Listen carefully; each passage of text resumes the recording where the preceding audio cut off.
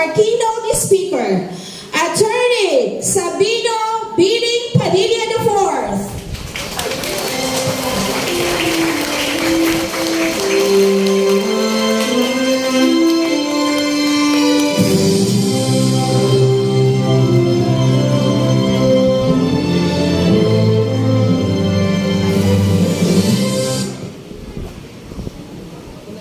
Good morning po sa lahat.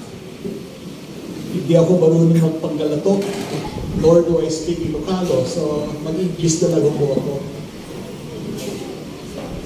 Good morning to our school leaders, teachers, parents, guests, and most especially to our dear awardees. Today is a beautiful day of celebration. We gather to honor our grade 1 to grade 5 learners who have worked hard and done well in school. To all our awardees, congratulations. You have earned this special recognition through your effort, discipline, and perseverance. Your medals and certificates are signs of success. But more than that, they are signs of hard work.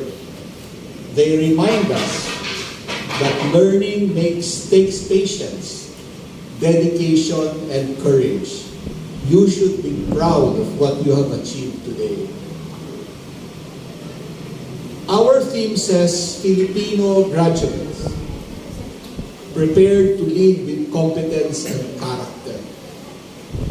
These are two words, competence and character.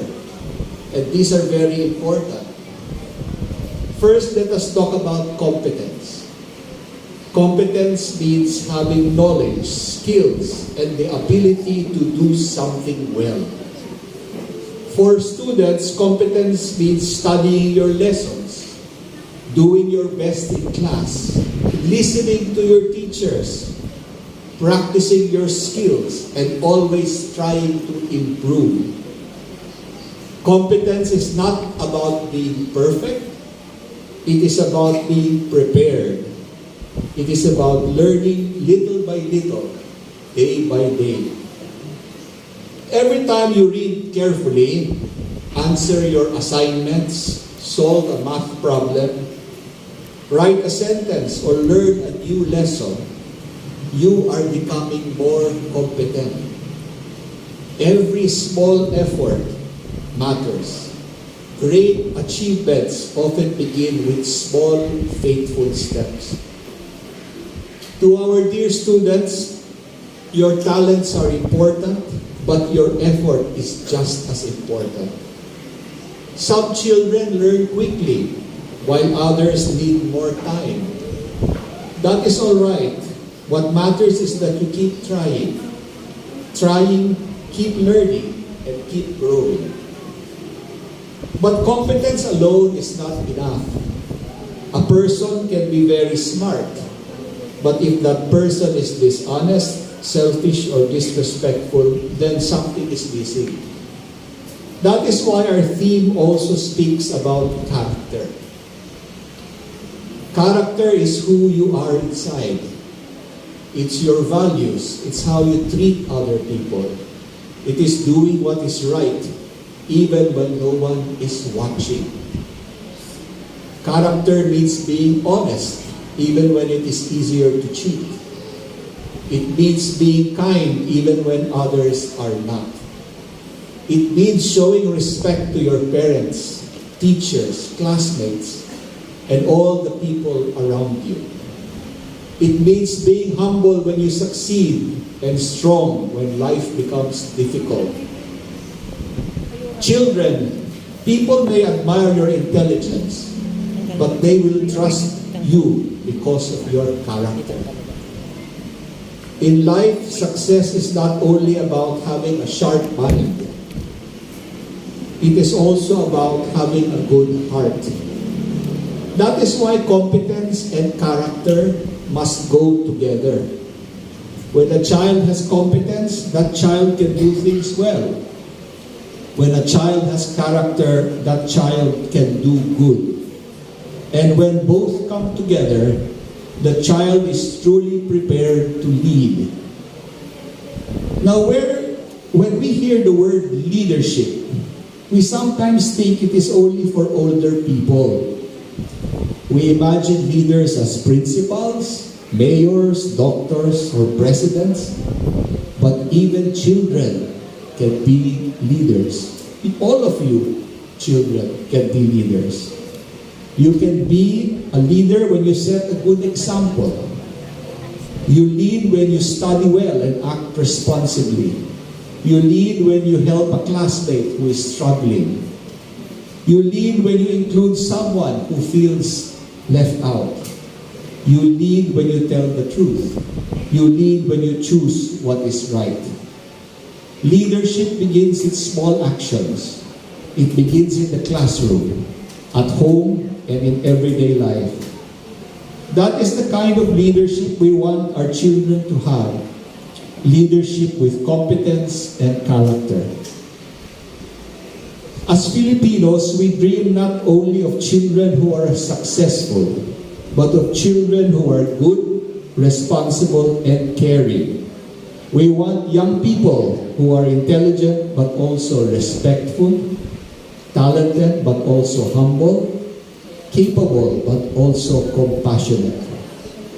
Our country needs future leaders who will use their gifts wisely and use their knowledge to serve others. Perhaps among our awardees today are future teachers, doctors, artists, public servants, and community leaders, pilots, chefs, etc. But whatever they become someday, we hope they will always be guided by both excellence and goodness. To our dear students, I encourage you, continue learning, continue working hard, continue using the gifts God has given you.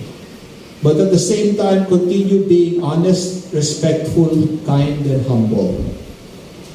Aim not only to be the smartest in the room, but also one of the kindest. Aim not only for awards, but for a life of goodness. Aim not only to succeed, but to become a blessing to others. To our dear parents, thank you for your sacrifices, support, and love.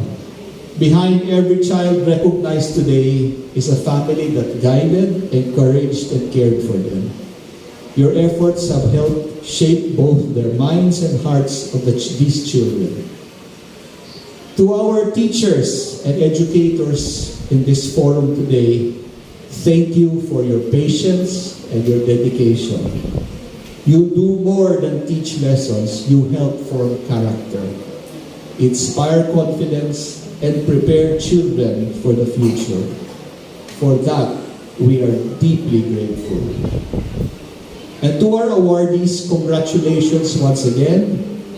Celebrate this moment, be thankful for it, and let it inspire you to keep doing your best. May you continue to grow in knowledge. May you continue to grow in kindness. May you continue to grow in wisdom. And may you always be prepared to lead with both competence and character. Congratulations, and may God bless you all. Thank you very much.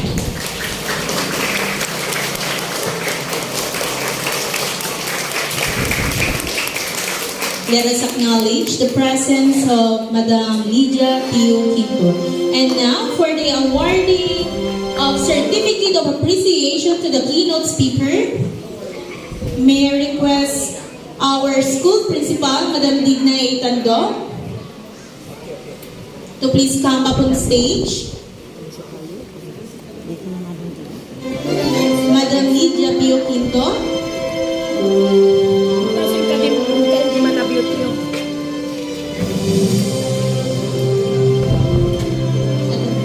Let me read to you the content first. Republic of the Philippines, Department of Education, School Division, Pangasinan 1, Padilla Central School, Lingayen 1, the Padilla Central School Administration, School Teachers Personal Club and Parents and Teachers Association hereby awarded this Certificate of Appreciation to Attorney Sabino Belen Padilla IV, keynote speaker, as a token of our deep appreciation to the valuable time, unceasing support, and generosity extended during the 96 closing exercises of Padilla Central School as keynote speaker.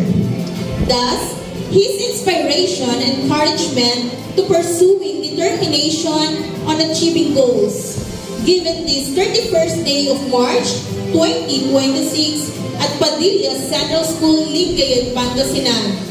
Signed, Madam Digna A. Tandok, Principal 2, Dr. Ellen L. Fernandez, Public School District Supervisor.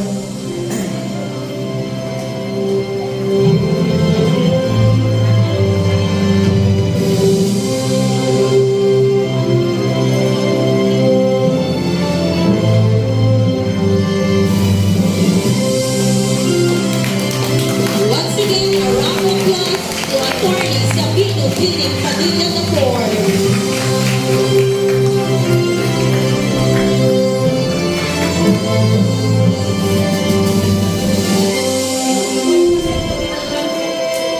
IV.